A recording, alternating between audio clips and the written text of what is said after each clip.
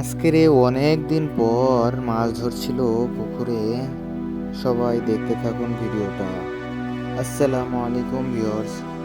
সবাই কেমন আছেন? আশা করি সবাই ভালো আছেন। ভিডিওটা শেষ পর্যন্ত দেখতে থাকুন। ভিডিওটা ভালো লাগলে অবশ্যই সাবস্ক্রাইব করতে ভুলবেন না কখনোই। ভিডিওটা শেষ পর্যন্ত দেখতে থাকুন। হুম?